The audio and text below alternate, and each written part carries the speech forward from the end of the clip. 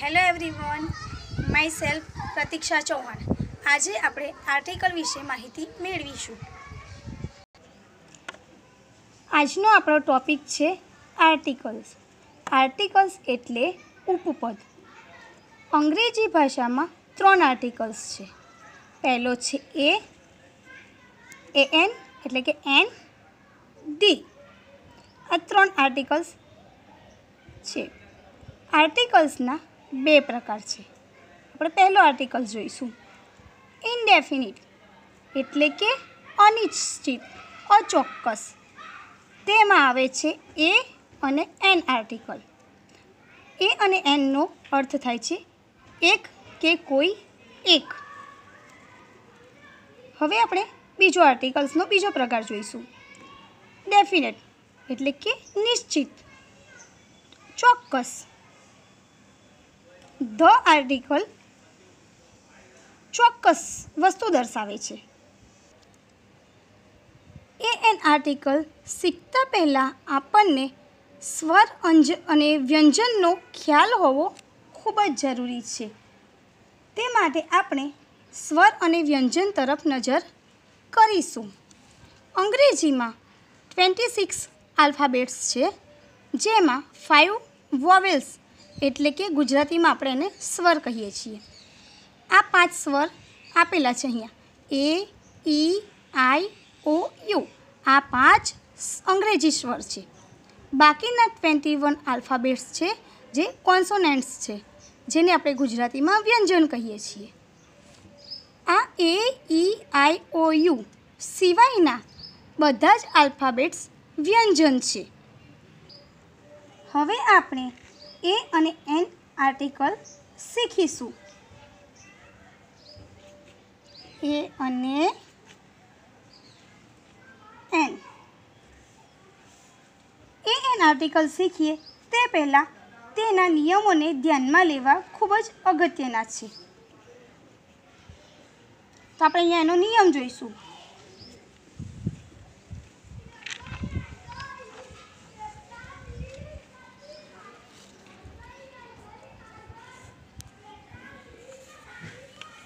કોઈ પણ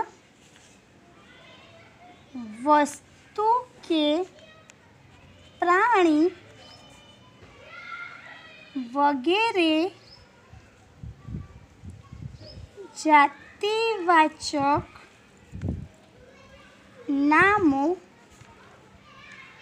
એકવચનમાં હોય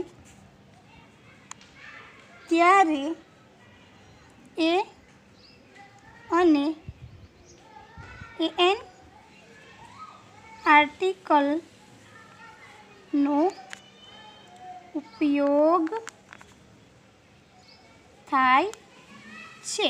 કોઈ પણ વસ્તુ કે પ્રાણી વગેરે જાતિવાચક નામો એકવચનમાં હોય ત્યારે એ અને એન આર્ટિકલનો ઉપયોગ થાય છે.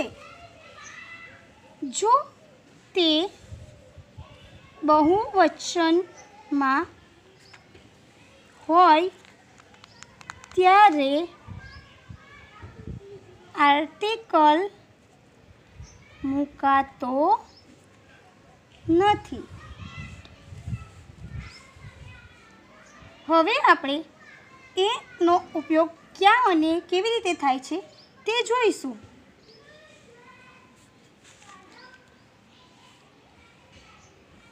એનો ઉપયોગ આપણે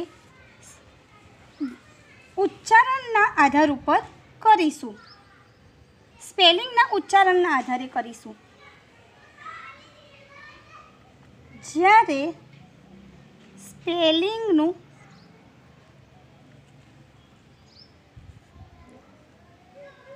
ઉચ્ચારણ વ્યંજનથી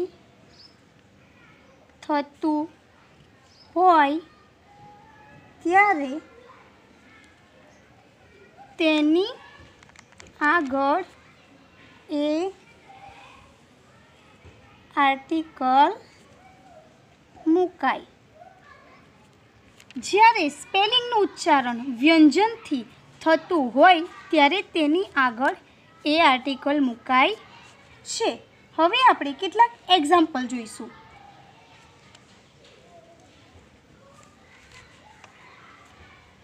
પહેલું એક્ઝામ્પલ છે બુક.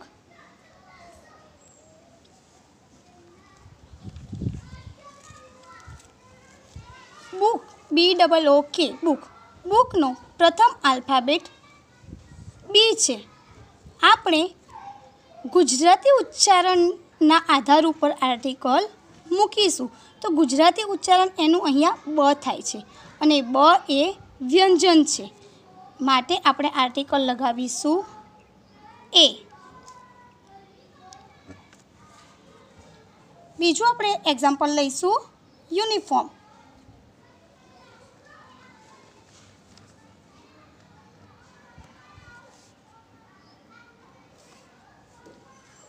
યુનિફોર્મનો પહેલો આલ્ફાબેટ યુ છે, પણ તેનું ઉચ્ચારણ યથી થાય છે અને ય એ વ્યંજન છે, માટે આપણે આર્ટિકલ લગાવીશું એ.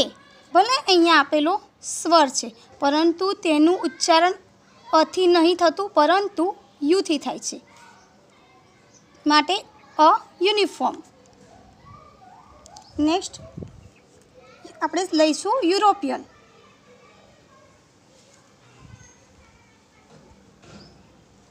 યુરોપિયન અહીંયા આર્ટિકલ શું આવશે તે આપણે જોઈશું.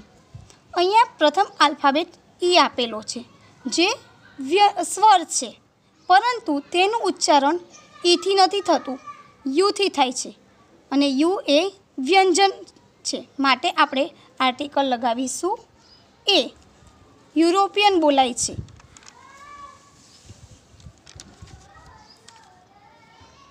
નેક્સ્ટ આપણે લઈશું સ્ટુડન્ટ્સ.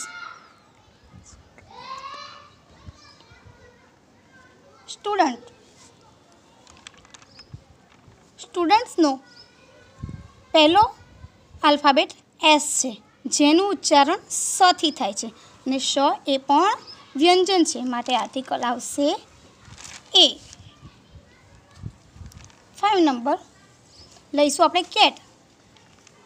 કેટનું ઉચ્ચારણ કથી થાય છે, માટે આપણે આર્ટિકલ લગાવીશું એ.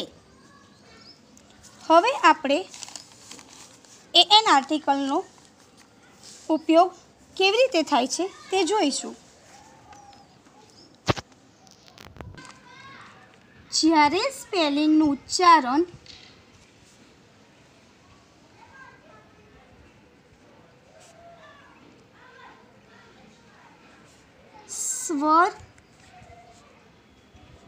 સ્વરથી થતું હોય ત્યારે તેની આગળ એન આર્ટિકલ મુકાય છે.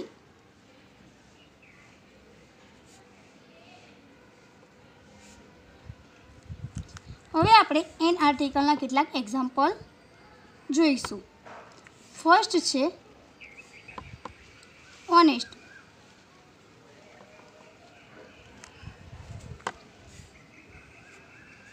અહીંયા પ્રથમ આલ્ફાબેટ એચ છે, પરંતુ તેનું ઉચ્ચારણ હથી ન શરૂ થતાં અથી થાય છે, કેમ કે આ એચ એ સાયલેન્ટ છે.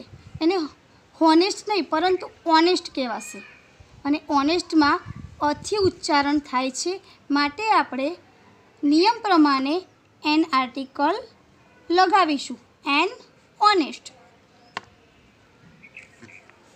હવે નેક્સ્ટ લઈશું આપણે અમ્બ્રેલા.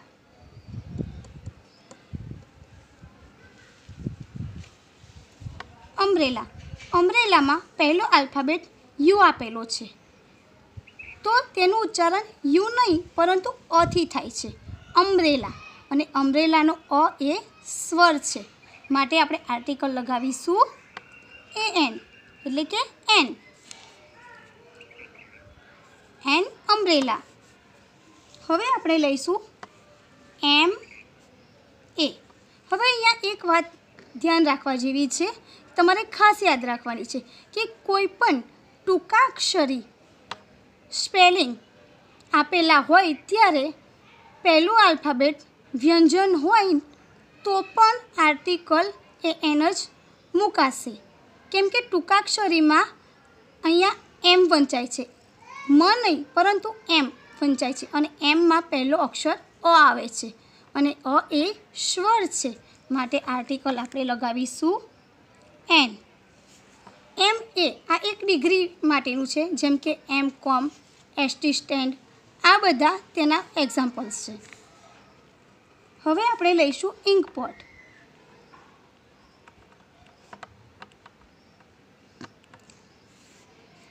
અહીંયા પહેલો આલ્ફાબેટ આઈ એ સ્વર છે, EEIOU 5માંથી એક આ સ્વર છે અને એના માટે આપણે આર્ટિકલ લઈશું એન, એન ઇન્કપોટ.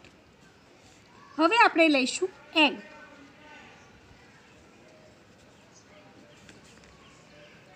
એગમાં પણ પહેલો આલ્ફાબેટ ઈ છે, જેનું ઉચ્ચારણ ઈથી થાય છે, એથી થાય છે, એગ, તો તેનું ઉચ્ચારણ અ થાય છે, માટે આપણે આર્ટિકલ લગાવીશું an, an egg. Thank you.